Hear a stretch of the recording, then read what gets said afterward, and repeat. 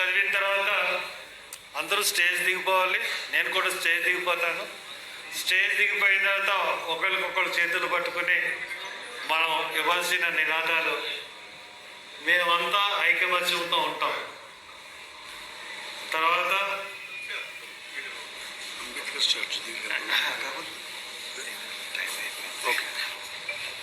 ఈ వర్గీకరణ వ్యతిరేకత సమితి వర్ధిల్లాలి.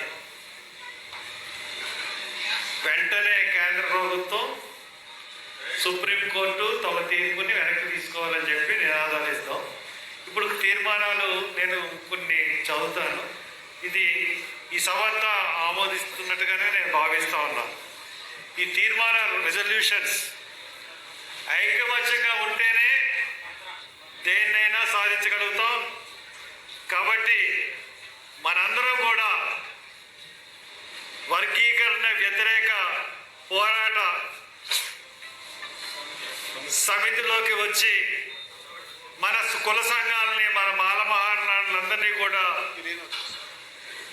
దీన్ని బలపరుచుకుని అందరూ మహానాడు అధ్యక్షులు కూడా అడ్హాక్ కమిటీలో సభ్యులుగా ఉంటారు కాబట్టి వాటిని చేసి, అలాగే మహిళా అడ్హాక్ కమిటీ, విద్యార్థి అడ్హాక్ కమిటీని మరి ఏర్పాటు చేయడానికి ముందుకు రావాల్సిందిగా మీ అందరినీ కూడా కోరుతా ఉన్నాం.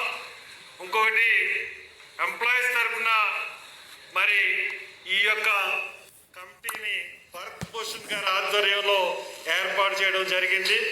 ఎందువల్లంటే భరత్ భూషణ్ గారు ఎంప్లాయీస్ తరఫున ప్రతినిధిగా ఇక్కడికి వచ్చి పాల్గొన్నారు. ఇక్కడ ఫైనాన్స్ మనకి ప్రాబ్లం కాబట్టి ఆ ఫైనాన్స్ అంతా కూడా ఎంప్లాయీస్ వాళ్ళే మనకు సహకరించే పరిస్థితులు మనకు ఉన్నాయి.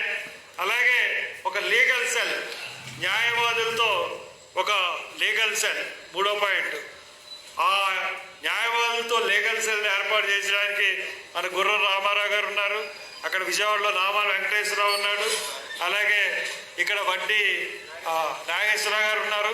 మీరందరూ కలిపి ఈ రాష్ట్రంలోనే ప్రముఖ న్యాయవాదులు ఎవరున్నారో వాళ్ళతో కమిటీని ఏర్పాటు చేయమని మరి మేము కోరుకుంటున్నాం. దీని ఉద్దేశం ఏంటంటే, ఈ లీగల్ కమిటీ, ఫైనాన్షియల్ కమిటీ ఉద్దేశం ఏంటంటే సుప్రీంకోర్టులో మన రివ్యూ పిటిషన్ వేయడానికి కావలసిన మన న్యాయ వ్యవస్థను ఏర్పాటు చేయడం, అంతేకాకుండా అక్కడ లాయర్లతో మాట్లాడి అక్కడ రివ్యూ పిటిషన్ వేయడానికి. కాబట్టి అది 4వ పాయింట్. అలాగే పోరాట కమిటీలో, రాష్ట్ర కమిటీలో మరి అలాగే ప్రతి జిల్లా నుంచి కూడా 1-2-3 ఉంటారు. ఇది ఆంధ్రాకి తెలంగాణకి వేరువేరుగా ఉంటాయి ఈ కమిటీలన్నీ. కాబట్టి పోరాట కమిటీలో కూడా అందరూ ఉంటారు. అలాగే తర్వాత ఇంకొక రిజల్యూషన్ ఏంటంటే, ఈ రోజు నుంచి ప్రమాణం చేయండి, మేమెవరం కూడా మా జాతి సభ్యుల్ని ఎవరిని కూడా ఏ రాజకీయ మీటింగ్కి వెళ్ళనివ్వని మేము వెళ్ళమని ప్రమాణం చేస్తున్నాం. ఎవ్వరు కూడా ఎంత డబ్బులు ఇచ్చినా సరే మాల సోదరులు ఎవరు కూడా ఏ రాజకీయ పార్టీల మీటింగ్ కూడా వెళ్ళడానికి వీల్లేదు. గుర్తుపెట్టుకోండి, అన్ని గ్రామాల్లోనే ఇది ఇంప్లిమెంట్ జరగాలి. అలాగే మాల ఎమ్మెల్యేలు, ఎంపీలు వాళ్ళు మా ఉద్యమానికి సంఘీభావం ప్రకటించి తీరాలి. వాళ్ళు సమావేశం పెట్టుకుని ఈ ఉద్యమానికి సంఘీభావం ప్రకటించాలి. లేదంటే మాల ఎంపీల ఇళ్ళు ముట్టడించే కార్యక్రమం ఉంటుందని ఈ సందర్భంగా అందరికీ కూడా హెచ్చరిస్తున్నాం.